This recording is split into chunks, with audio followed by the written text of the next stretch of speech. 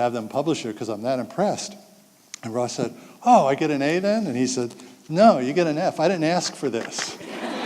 I asked for this stuff. Ross was a straight A student in college. Guys, if you don't let them fail, they don't learn. You're just postponing some horrendous day later. Could be 25, could be 35, could be 45, I don't know. And they don't know how to respond to failure. They haven't acquired the skills and the assets because we can deprive them of that. What's it doing to our kids? Bad news time. Anxiety, depression, and suicide are all epidemic levels among teenagers because of what we've gone over. Since 1952 to 2016, the suicide rate in the general population has increased 78%, which alone is like, wow, what's going on there? Guys, with teenagers, the suicide rate has increased 500% in that same time period. What is going on? I already told you. We take kids who have these brain challenges, we put them in a world that hyperstimulates them and attacks them and stresses them, and then we're surprised that they burn out and they don't want to live anymore, and that the drugs look great to them and do great things for them, because they're typically medicating themselves for these diseases of anxiety, stress, and suicidal thinking. A kid this week told me, yeah, I do that drug. I do it so I don't kill myself, because I know if I wasn't using the drug, I would kill myself. And these are children. So, what's the final factor? Us as parents aren't doing such a good job. Why is that? Well, we're sad and we're confused. Why are we sad? We're sad because we lost our little child.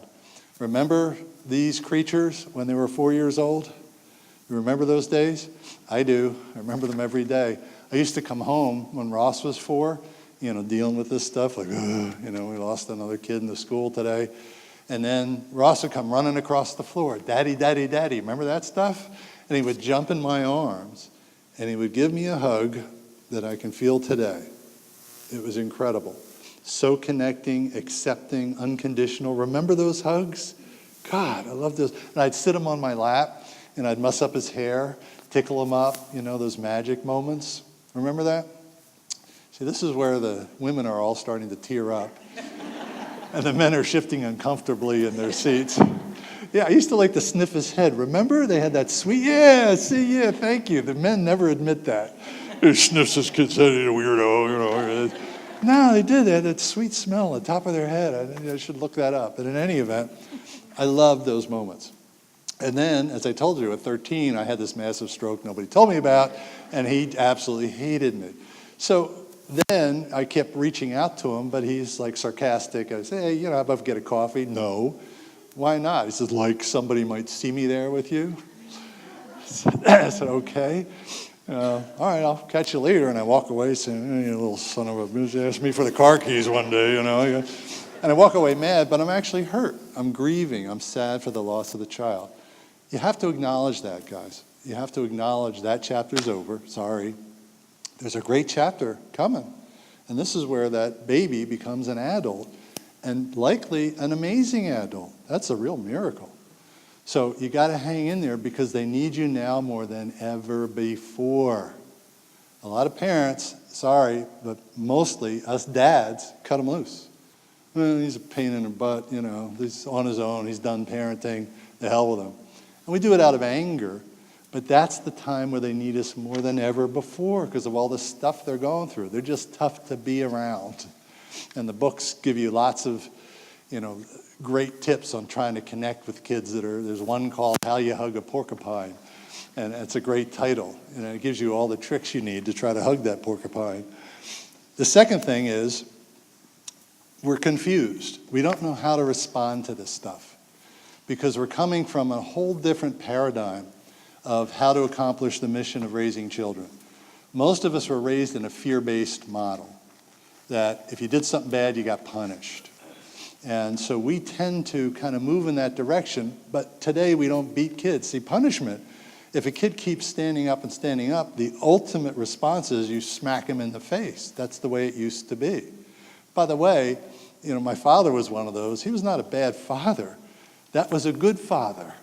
who cared, who was engaged enough to beat up his son. As crazy as it sounds, that was like, okay. That was certainly the Irish way. I think it was a lot of different ways back in the day. Today we don't do that in the physical sense as a rule, but we will do it in other ways by using punishments instead of using consequences or respect-based techniques. Give you a couple stories that illustrate the difference.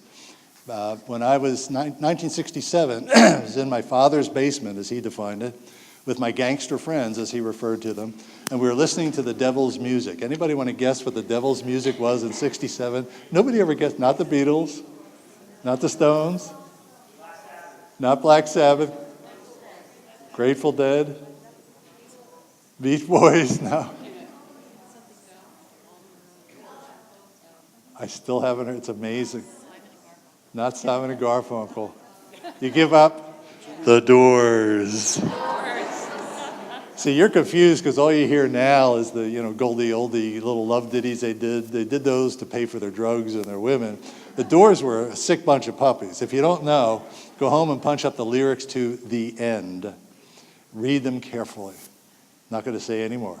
Anyway, my father was ahead of his time. He was worried about the cultural impact of this electronic device on our young brains. Came downstairs with a cigar in his mouth, picked up the album, remember albums? Smashes it on the record player, which is a great parenting technique. It's like shrapnel, puts a cigar back in his mouth and he blows smoke in our wide-eyed faces. And back then, the old man was 8 foot, 20 inches tall or something. Remember how big the old man used to look? And he puts the cigar back in his mouth and he towers over us with his hands on his hips, waiting for somebody to be dumb enough to say something, and nobody was because of the neighborhood rule. Anybody's parent could beat up anybody's kid back then. Seriously, I got a lump, it never went away. A Polish lady hit me with a pan for cursing. I didn't know she understood English, but apparently she knew those words. That's all true. In any event, so was that an effective parenting technique? You could argue yes. Weirdly enough, how could it be effective? Do you know what an album cost in 1967 to kids in Southwest Philadelphia? We were poor by today's standards. I didn't feel poor. I had a great time. But it was one pair of shoes, nobody had a car, that kind of thing. Albums, we had begged, borrowed, and stolen to buy this album. And the record player, a kid stole from his older sister. That was a whole other tragedy. So my father had successfully policed our environment. Because nobody else had the album. They weren't playing those cuts on the radio. Did you know that? There used to be things called decency laws. They had this crazy, archaic, conservative, ultra right-wing thing about, maybe kids shouldn't hear this stuff. Maybe it could influence their thinking. So they would ban certain songs. And I know we can't go there, civil libertarians, I get it. However, it worked back in that day. So tonight you go home and you hear your daughter listening to a horrendous MP3 song, and you grab it and delete it. What will she do? Download it and 10 more that are worse. Yeah. And you're never going to know about it because she's better at hiding her files than you are. She's a tech genius. She grew up punching buttons. She knows how this stuff works. She's always going to be ahead of you. It doesn't work. Guys, that's fighting, Afghanistan with the rules from Vietnam. It's not going to work. You have to adapt to the new terrain, the new enemy. So what do we suggest you do? Use respect-based techniques. What's that look like? Travel ahead in time. 2004, my son is in my basement with his gangster friends listening to horrible music. I know it's horrible because the whole house shakes, because boom, boom, boom, and the guys are going, hey. So I go downstairs, of course, CD player, remember CDs? Shuts off, and they're in dead silence. These guys are really slick going, I say, gentlemen, we need to turn that back on. They look at each other, and I say, well, I'm not taking your CD, and I don't even want to know whose it is. The price you'll pay is, we're going to listen to it together, okay? And we turn it on. Sure enough, there's an artist that said a bunch of things. I'll spare you. But the interesting thing was that he told me and these boys, women like to get beaten up. Yeah, women enjoy that, according to the song. The cheery refrain was, they scream and they squeal, they plead and they beg. I may have it a little, but essentially that. But she loves it. Oh, she pleads, screams, she begs, but she loves it, she loves it, she loves it. And I click off the CD player. I said, gentlemen, do you think women like to get beaten up? And they're like, what are you asking us that? It's a stupid question. I said, well, you guys are listening to this. Do you think that what you listen to or stuff you see can affect your behavior? What do you think about that? Nah. And I said, so what you see can't put thoughts in your head, right? Absolutely. So I'll be right back. And I ran upstairs. You can get all this online, by the way. I was teaching a class at the time, and I had that cigarette study. Look at this, guys. Kids who see lots of on-screen smoking have 3 times the rate of smoking initiation than kids that don't. Well, that's just smoking. That's stupid. Nothing will make a guy beat up a girl. Really? I'll be right back. I came with another graph that showed, and by the way, it's amazing, that as those lyrics have exploded, the misogynist, violent, beat her up, stuff her in the trunk, all that stuff, as those lyrics have gone up, almost a direct correlation with violence against women, young women in particular. Almost, we never get those kind of correlations. Like, oh my God, it jumped off the chart at us when we plotted it. I said, look at this, guys. As these lyrics, like the one you're listening to, this violence is happening. It could happen to Susie down the street, the girl that's a great soccer player. You guys think she's like one of the guys? Yeah, she's at a tremendous risk. And by the way, the latest numbers are more than half of America's women can expect to be sexually assaulted before age 25. More than half. This is another epidemic. So it's crazy, off the charts. So Ross, when I would do these things, this respect-based parenting, he hated it. One time he said, why don't you just punch me in the face and get it over with? He did. I said, Ross, I would love to punch you in the face and get it over with, but it would just enrage and humiliate you in front of your friends and make that idiot on your CD player your new hero. I said to the guys, I said, if I get tough with you, I'm going to lose ground. So in the military, the best lesson I ever learned is don't start a fight you can't win. It's a bad idea. So I can't win the fight with your culture, and you should use that word with your kids. I can't win that. White flag, I give up. Your culture is over my walls. It's through my wire. The only thing I can do is boogie out of here and figure out another way to win. But I have to get out of that battle because there's no point. Gentlemen, I said to these boys, I can't control what you see and hear. I care about what you think about what you see and what you hear. And on that note, I've invited Ross's mother downstairs to explain to us from a female perspective as to whether women like to get beaten up. Now they're going, What am I doing? I can't control them. I can't control the world. Neither can you. Instead of controlling them, I go after their beliefs. I ask them questions. I don't lecture. I ask them questions. Do you think this could be connected? Even if they respond sarcastically, I know the question is in there. So doing respect-based parenting is like guerrilla warfare. You run up to your opponent's wall and you hurl a hand grenade over and you run the hell away. You don't stand there and slug it out. You just lob in the thought, and it will stay in their heads, and they will think about it. And the second thing you do is you model the behaviors. You let them see how you think about things. They are listening and watching and drinking in who you are. How do you handle conflicts with your spouse, your partner? How do you handle it when the jerk cuts you off in the parking lot? What do you do? They are watching and learning more from what we do than what we say. And they learn more from our questions of them than they do from our lectures to them. Okay? The only time you exert the control is when it comes to something that's life-threatening, such as drugs. And as usual, I have talked too much. We have, I'm going to have to retreat to, there's handouts. You may have gotten them tonight. They may be in the lobby, or you can just write to me if you didn't get it. 2 sets of handouts. One is called the 7 C's of Resilience. You can go to my website and you'll get that.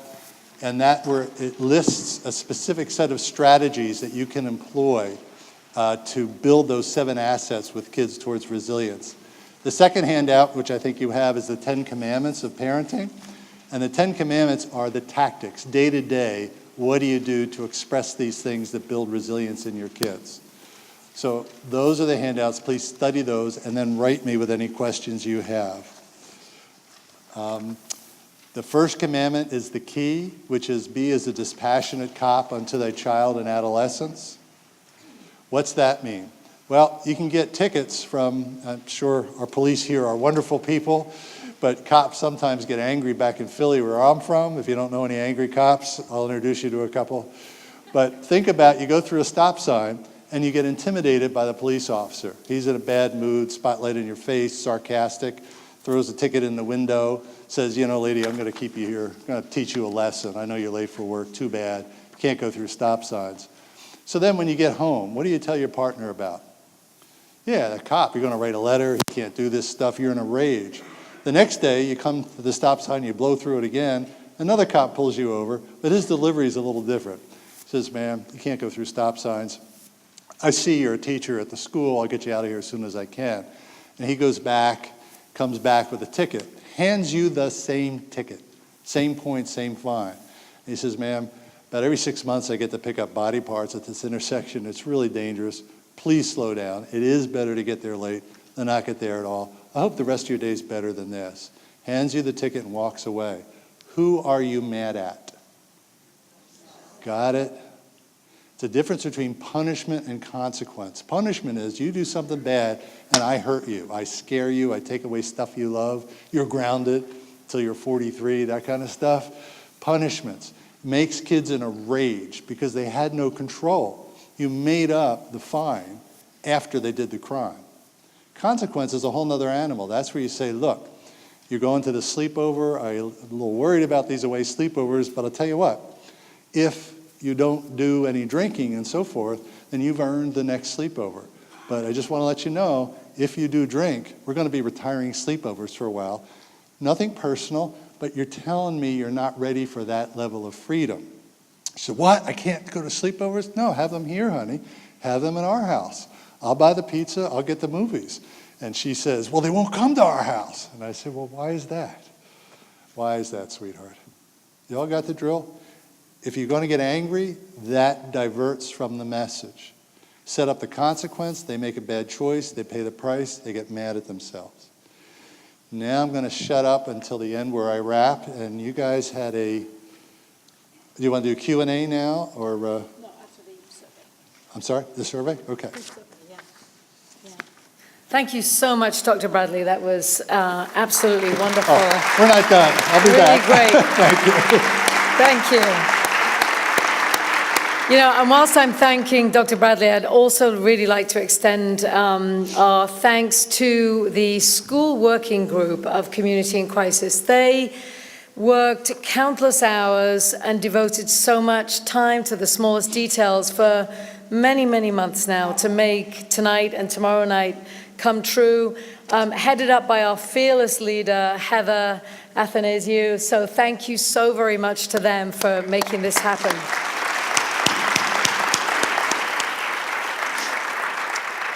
So now's the time to test our technological ability. We're going to switch to text polling. Text polling really helps us gauge the effectiveness of our programming. No pressure, Mike. And just to let you know, I have about 10 minutes to wrap up after this. So okay, great. Something important I want to hit you with. All right, good.